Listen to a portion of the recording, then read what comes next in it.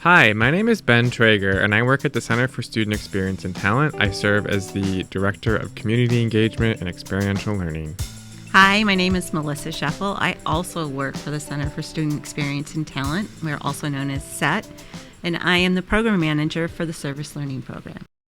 What we're going to do today, and the main thing is to talk to you about service learning, but there's a couple other things that we're going to cover too. First, we'll share with you CET's location and services. Then we're going to jump into the purpose and the scope of service learning. So this will provide you the background that you need to really understand what it is that you're going to be doing. After that, we'll get into some more logistics and talk about how to log into the service learning database and actually choose and then contact your community partner. So by the time that you're done with this video, you should be ready to make that first point of contact with your service learning site. But first, where is the Center for Student Experience and Talent located? Our main office is in Vogel Hall. Here's where you'll find things like our career closet and the photo booth that you can use to take professional photos. We also have locations in Lubar Hall and the EMS building, and you can drop in and see us in the Union across from the Panther shop right around the corner from our food court. What is CET?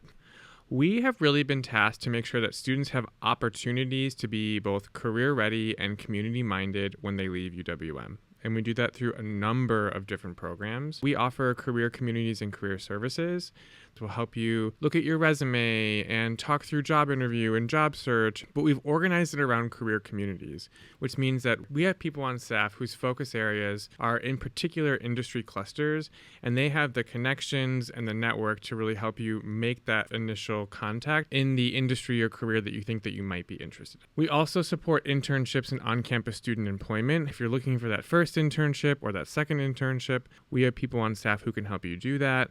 We'll also advise you on how to make sure that the internships that you're working are educational and earning credit and likely even getting paid. And then we also support on-campus student employment. If you're looking for an on-campus job, come to us and we can help you navigate that process.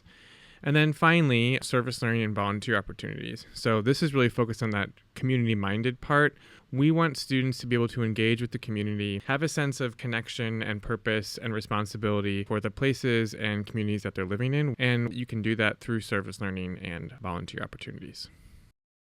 When you go to our website, which is just uwm.edu/CET, and click on the Student Alumni tab, drop-down menu will give you a lot of different options. But if you look at Career Communities and Services, this is what you'll see. That first option to find your career community, that will help you find those career clusters. You can also take a career assessment if you're not sure what career path you want to take. Another thing that you can do is schedule an appointment with one of the career advisors. But in order to do that, you'll also need to have a Handshake account. Having a Handshake account does more than just allow you to schedule appointments with career advisors. It also helps you search for internships and jobs. It's also where we list our events for career communities. If you're not ready to work with a career advisor, you just want to poke around and look at some application materials, you can click on that and find documents for building resumes, writing cover letters. And then the last thing I wanted to point out is our platform called Big Interview. This is an AI-powered platform. You can have it give you feedback on your resume, on your cover letters, and also practice interviewing and get feedback on this platform. So the next thing we'll quickly talk about is volunteer and community service. You can go to CET to learn how to plug in with your community. So on our website, you can see a wide variety of ways to get involved that are varying levels of commitment. So there are some things that you can just drop in once. They happen every single week. You can go to a food pantry. You can go to a meal program. Pretty low commitment, but you can do those at your own will. If you're someone who's really involved and you volunteer on a regular basis, I highly encourage you to check out the Student Service Record Program. Students who complete 100 hours of service get graduation cords and a certificate issued by the university. And then we have some other ways to get involved, big events that happen once every semester, such as Make a Difference Day. If you're interested in traveling, we do a service trip to Asheville over spring break. And then we also have a Big Brothers Big Sisters partnership. So we just make it really easy for you to get engaged with that organization if it's something that you are interested in.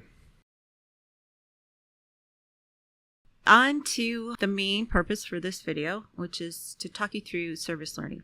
So what is service learning? It's really at its core about connection. Service learning is helping students make academic connections between your service experience and your learning goals in your course. You're making social connections with other service learners, with the people that you work with at your site. And then you're also making professional connections. We have a lot of examples of service learners going on to have paid internships or even first jobs at sites where they were first service learners. So you're making all these connections that are good for you, and you're also increasing the capacity of our community partners and making life in Milwaukee just a little bit better. Next, we're going to talk about 2 examples that will help you understand what makes something service learning versus volunteering. Hosting a food drive is a volunteer experience. It's simply service. You're going to do an activity, you do it, and you leave. Studying how to teach nutrition and the food pyramid to elementary school students might be part of course content. So you may be in a nutrition class, maybe an early childhood education class, and you're learning the skills and orientations that you need to be able to do this. When early education students work with a class of 3rd grade students collecting and sorting food, putting it into nutritionally balanced meals, and then also reflecting on what that was like. What did that experience mean? What was the broader social context? How is this impacting my career? How is it connected to my course content? That is what makes something service learning. So another example in more of the sciences realm would be, say, picking up trash on the riverbank. That's definitely a volunteer experience. It's one that you can participate in through our office. But if it's connected to, say, a freshwater science course, and maybe you're spending time analyzing water samples under the microscope, if you bring those 2 things together, if you are out in the world collecting those water samples and picking up trash, and then seeing the connections between the trash that you're finding and the water quality, that is an example of how you bring your service and your learning together. So you can do that, and then maybe even affect policy, can affect decision makers around the environmental quality of our community. So we'll transition a little bit here and talk more about service learning and how it may impact your ability to eventually land a job. The question we have here is, what percentage of employers are more likely to choose a candidate with volunteering experience? I think it's going to be really high. The number is actually 82%. The vast majority of employers, let's say they see 2 applicants that are exactly the same, the applicant that has some volunteer or community engagement experience on their resume, or maybe talked about through their interview, is more likely to get that job. Here's the kicker, though. What percentage of job applicants include volunteer experiences on their resume? It's only 30%. Only 30% of job applicants include their service experience on their resumes. Yeah, so that tells me that we likely need to be a little bit more intentional about talking about how service impacts your career readiness through things like service learning. So in saying that, we want to share the set of concepts that we call the Panther Edge. It gives you a framework to understand what it is that you might be learning or what skills you might be developing through service learning. And the Panther Edge includes things like critical thinking skills, communication, community engagement, professionalism, self-reflected lifelong learning. All of these things, if you focus on them and maybe think to yourself, what have I experienced? What have I learned about myself and about my career readiness through service learning? These could give you some language to see those things through. So in addition to helping you become career ready, we want to talk a little bit about how service learning helps the community. So while you're in the experience of service learning, no doubt you feel like you're maybe making a difference in the lives of other people.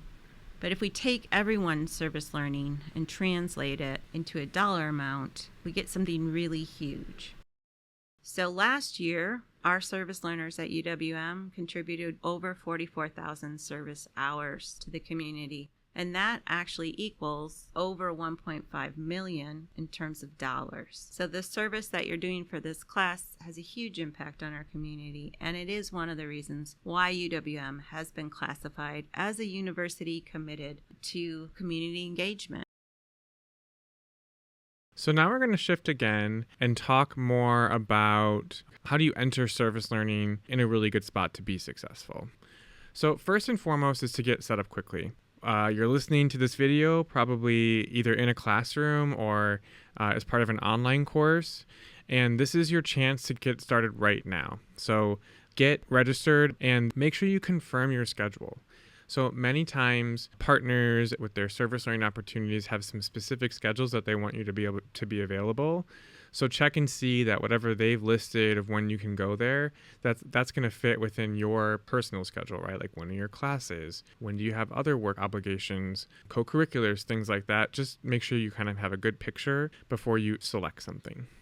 And then also make sure that once you do register, if a partner asks you to fill out other forms like background checks or proof of vaccines, do those really quickly because those can create a small hurdle. Sometimes they take a couple weeks to get back and you don't want to be waiting. And then all of a sudden it's like week 8 and you still have to complete those little pieces of paperwork. Okay, once you've gotten started, you've taken care of all of that initial stuff. How do you stay strong as a service learner?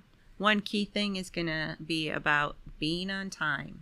You'll also want to treat this as any other professional experience. If you can't make it, you need to let them know. Our community partners are counting on our service learners to show up when they say they are. Things happen though, people get sick. Just make sure you're communicating. Really, the big thing is to go all in. You want to be an active participant at the site because that means you're being an active participant in your own education. You want to engage in active reflection about your experiences and how they're connected to your course learning goals and to your career goals. And you want to show your commitment to the greater good. The other key thing is to make sure you're bringing your timesheet and having it initialed every time.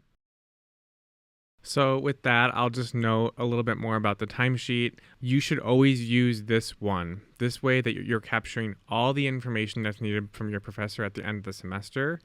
A couple of tips. Take a picture of it on a regular basis so that if you do lose it, you can just recreate it and not have to start all over. This goes to your instructor at the end of the semester. Our office doesn't need it. Most of the time, the partner sites don't need it. They make a copy of it if they want to. It really goes to your instructor.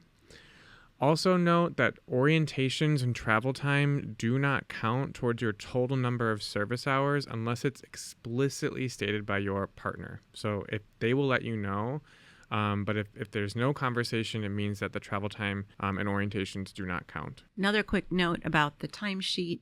If you are in class listening to this video, you'll be getting paper copies of that timesheet. If you are not in a class, if you're online right now, you can download it from our website. We also have paper copies at our Union location. Another thing that we need to talk about is academic integrity. Service learning is part of your education, so it's subject to the same expectations for honesty and integrity. So doing the following things would be considered sort of a breach of that academic integrity. So falsifying your timesheet, so adding hours that you didn't complete, signing off on hours, maybe that you did complete but that your partner didn't sign off on them, or even putting in false reflections or using AI to do your service learning homework. That's all considered academic misconduct, equivalent of misconduct as cheating on a test or submitting a plagiarized paper. More important, it matters. Your integrity matters. You're out there being an active member of our society and an active learner in your courses and an active force for good in your community. Some frequently asked questions about service learning. Communication. What happens if you stop hearing from your partner or you're having trouble connecting with them? Here is how we approach this. First, you should always send an initial email. If you don't hear from them within a few days, so let's say 3 days, then you send them another follow-up email. If another 2 days goes by and you don't hear from them, give them a call. So after about a week of trying to contact them, 2 emails and a phone call, if it's still crickets, contact your service learning person and they will help you get in touch with the organization. We're going to ask you if you took those steps. So, and on the other hand too, like we don't want you to wait, right? Don't let 10 days go by and just let nothing happen. Be proactive in your communication. Transportation is also a big issue for a lot of students. If you don't own your own car and you're relying on public transportation or your own 2 feet to get you where you need to be, one of the things you'll want to keep in mind when you're choosing a placement is to choose placement that is either close to campus, on campus even, or on a bus line. Just keep in mind that you, as a student, you also have access to a free Milwaukee County Transit bus pass. Sometimes people will be doing service already and feel like, oh, this might count for my class. Maybe you could use that. So there's a form that you need to fill out. You can access it here in the course that you might be listening to this on or through our website. And what it will ask you to do is explain what it is that you do at your current volunteer opportunity and how that connects to the course content. And then after you do that, you'll need to sign it. You'll have your partner site sign off on it. Then you'll bring it to your professor so they can review and approve. And then the last step is to turn it into the SET office. Another thing that happens sometimes is that students are enrolled in more than one service learning course. This is another example of where you might be using the same service opportunity to meet the requirements for 2 different courses. Again, you'll need to talk with your instructors about whether or not they would approve of this, and you'll need to be able to explain how the service learning for one course will help you also meet the service learning goals for another course. There's a form for that you can get from the presenters in your class or download from our website. And then finally, there's a unique talents form. So sometimes partners ask for very specific skills or special talents. So for example, language skills or art skills or being able to play a musical instrument or maybe some like really advanced math or science skills. We will list those on a unique talents form that you can browse and see potentially if you could do that in place of one of the opportunities that's connected to your course. So what we're going to do next is move on to talk about how to actually log in and register. But before we do that, I want to say one thing about how to approach service learning. Service learning is a partnership between you and the organization and the people at the organizations that you're working with. And so we ask that you approach it like that. And so some important things in partnership are mutual benefit and reciprocity. Both people or organizations in a partnership are gaining from the experience. So it's not necessarily just you giving your time and your energy and being a server or a savior, right? Like, yes, you are giving your time. You are helping these organizations increase their capacity and move towards meeting their goals. But they're doing you a benefit as well. They're creating space for you to come and have a learning experience. They invest time in training you and bringing you on and making that commitment towards your learning. So we ask that you approach it in that way because that orientation is really going to help you be more successful and get more out of the experience. So that being said, let's get started. So what you're going to do first is navigate to uwm.edu/set. And then across the top, you're going to see a banner and you can click on My Service Learning. Once you get into that portal, you'll click the salmon colored box and you'll hopefully see your name and then click Register for an Opportunity. All right, so once you're in the service learning database and you click on your class, you're going to be able to see all of the different opportunities available to students in your course. As you scroll through them, some key things to keep in mind in order to choose your placement. One, of course, we want you to be interested in whatever the work is that's being described, but it's also really important to make sure that whatever you choose aligns with your schedule. You don't want to choose something that you can't actually make. And also, like we said earlier about transportation, you'll want to make note of where the opportunity is and make sure that it's someplace that you can access. Once you've found the opportunity that you want, you'll click on the little button next to it and then scroll down and make sure to include your contact information. Requires a mobile phone number and your preferred email. So once you click save and submit your registration, instantly a confirmation email is going to go to you, the partner you registered with, and also the SET union office. So you should save that email because that's going to give you all of the contact information that you need to go ahead and make that first connection with your partner. Then once you've gotten that email, we do want you to go ahead and make that first connection with your partner. Usually the first connection is through email. What you send in that email should include your name, the class that you're enrolled in, what your availability is. You'll want to kind of connect that to what the partner has already written about what their needs are. You'll want to talk about the number of required hours you need to complete. The position name also is important because a lot of our partners put in more than one opportunity. So they might be hearing from multiple classes, multiple service learners, and they need to know which position it is that you're actually interested in. You want to talk a little bit about your own learning goals. Along the same lines, you might give them information about your own experience and background and why you're a good fit for that position. If you follow the QR code on the screen right now, you can get to a sample email text that you can certainly adapt and use to send your first email. If you have questions or concerns about what you're doing with your service learning, about the sites, really about anything related to your service learning, please don't hesitate to contact me, Melissa Shuffle, at this email that's on your screen. You can drop in any time that we're open, which is 8:30 to 4:30, Monday through Thursday, and 8:30 to 3 on Friday. So we hope that you learned a little bit from this presentation. Have fun. Yeah, have a great time. I always feel like we're on the SNL thing. Yeah. The Schweighöfer. Delicious dish. The delicious dish.